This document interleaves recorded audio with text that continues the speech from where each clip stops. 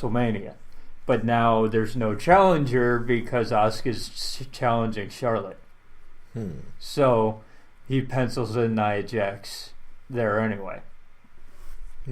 But Asuka obviously wins this. Obvious. Man, I'm not gonna lie, that Bray Wyatt discussion really killed my mood.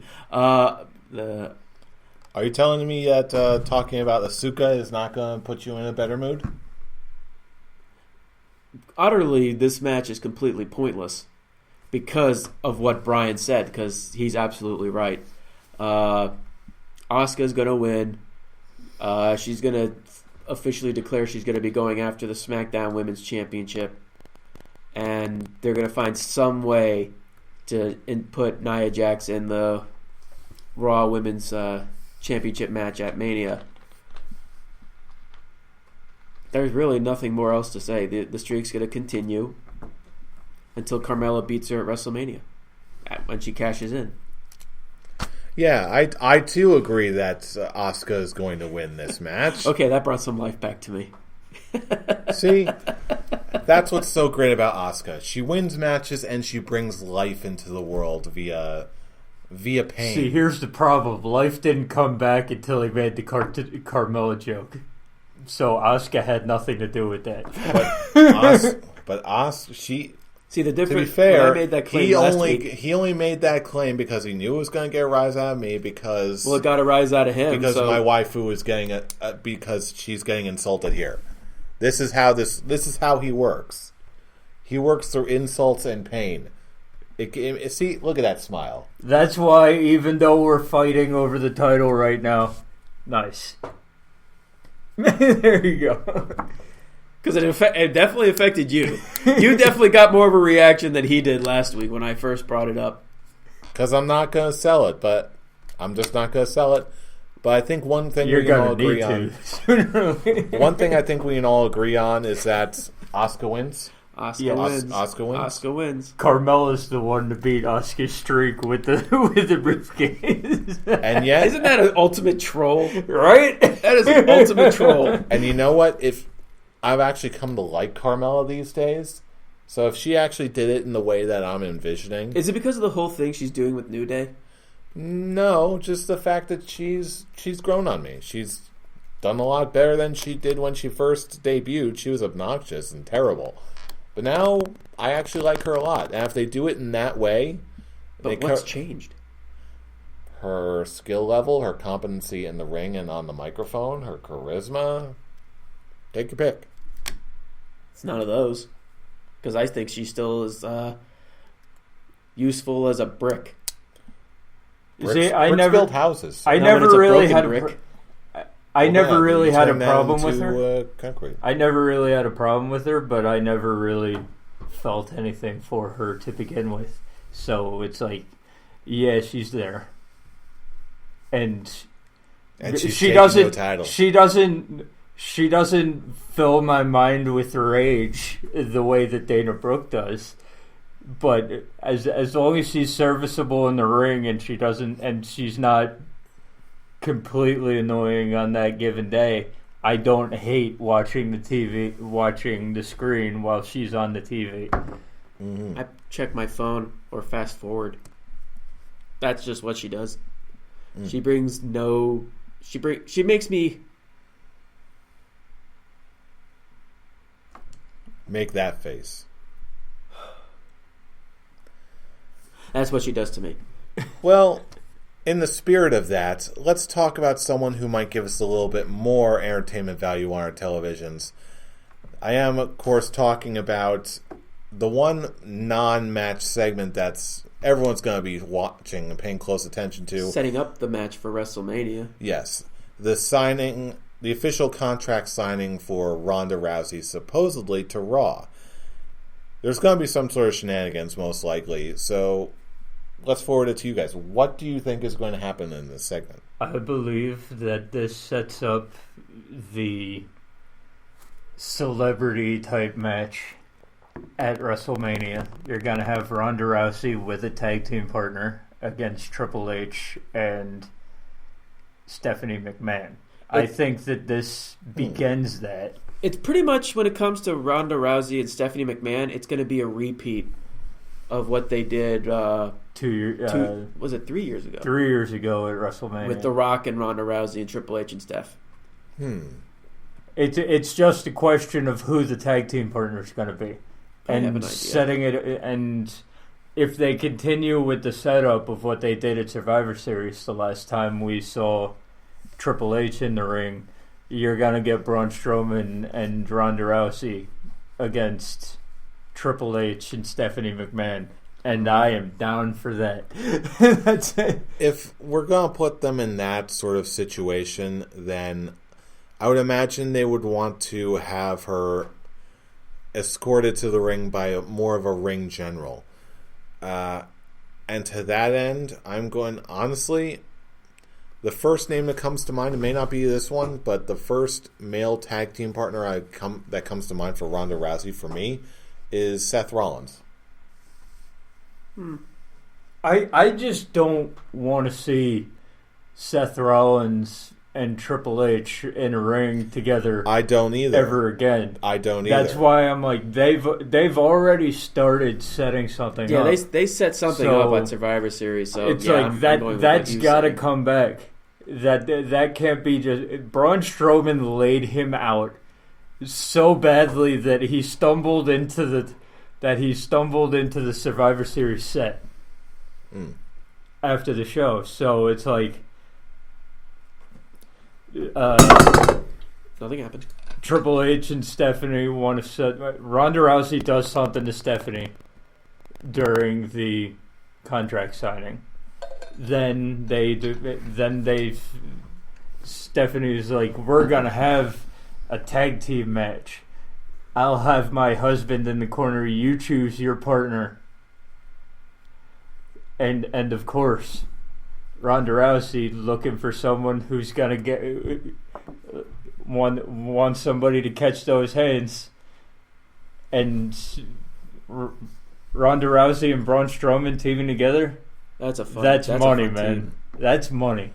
So, in other words, am I the only one who thinks she's legitimately going to be in just a regular women's match? Yes. I don't believe they start her off with the first match of WrestleMania as a one-on-one. I'm going to make a bold prediction. I'm going to say that she gets offered a Raw contract, but then Shane McMahon shows up and offers her a SmackDown contract, which she signs. Suddenly, Alexa Bliss looks very, very scared. Like the most scared face she ever does. And then we'll eventually move on to why does Alexa Bliss get scared? She's on Raw. If Shane McMahon signs the contract, why does because it's Ronda Rousey and she defies the laws of nature and physics. Let's go with that. For some reason, I keep thinking she's on SmackDown. What in the world? Not anymore. She's a Raw girl. She is a Raw girl. Yes. Mm-hmm. Indeed. Right, So I just think that's what I think. I just don't believe that's a setup for failure. If they put her in her first match, a one-on-one, I believe they do the big showdown that they've been setting up for 3 years now, and then she moves on to start doing the one-on-ones. I don't know. I really can't rule that out because, to be fair, there is a precedent for that, provided they're in the ring with someone else experienced. Floyd Mayweather did it. Lawrence Taylor did it with Bam Bam Bigelow. We had, I know it was a tag match, but WrestleMania 1, we had Mr. T in there. Well, just remember, those were all one-offs. Okay, Ronda Rousey is going to be sticking around. So, which also means that I'm assuming she's also going to be training harder and smarter. Yes, but still, you set something up. The WWE set something up 3 years ago they started setting something up at Survivor Series between the males. You gotta finish that off at the big show before you start doing yes and no. And she'll have the one-on-ones leading up to it. Yes and no. Classical knowledge dictates that yes, you're 100% right. However, I'm not entirely sure. I've got to question whether how locked in these plans were when they did this 3 years ago. Because then Ronda Rousey just seemed to be, just like you said, a one-off celebrity appearance. Whether or not they stick with that continuity, I don't know. Personally, it involved Triple H. So, and because Triple H is all about continuity these days, I wouldn't be surprised if they bring that back. So, yeah. Certainly possible, but again, this could open the door to any number of scenarios, so we'll have to see this Sunday. In the meantime, we've got the first of two major main events. We've got the Women's Elimination Chamber match. Who do you got? Well, we pretty much spoiled it when for our Asuka Nia Jax predictions, so I'm just going to flat out say I'm going with Alexa Bliss for successfully retaining the title. She's had so much momentum built as champion. I don't see it dropping at Elimination Chamber. Yeah, I got to totally agree. Again, there's so many good things they can do with Alexa Bliss as champion at WrestleMania, no matter who she ends up fighting. There's so many really good, high-caliber matches that you can have with someone like Alexa Bliss. So, yeah, there's just not enough of a reason not to at this juncture. The problem I have with this match is that I think the talent pool in the match is pretty weak. Okay, these are not the names that I would have put in your first ever chamber match, especially because for two of these women, okay, it's their first high profile match on a pay-per-view, and the first match you're gonna put them in, like actual match, not like Royal Rumble type or anything like that. The first match you're going to have them involved in is an Elimination Chamber match? Sure, why not? It's going to be the Intercontinental Elimination Chamber match all over again. But here, the deal is, okay, Alexa Bliss is really the only one who makes sense here to win the match. Okay, you've first agreeing with the momentum, okay, and the way she's held it, basically almost the entire year, she deserves to hold it until WrestleMania. She deserves to get a WrestleMania paycheck that befits a champion. Mm-hmm. Okay, so it'll come down to Alexa Bliss and Sasha Banks as it always will, and the way they've been building it up makes sense. Okay, and once again, Alexa Bliss will get the drop on Sasha Banks, leading to Bliss versus Jax, the battle of best friends. I kind of want to see that at WrestleMania. I want to see the battle of the supposedly best friends. And again, that's one of about half a dozen different scenarios of fun things they can do with Alexa Bliss going in as champion. So, yeah, another consensus.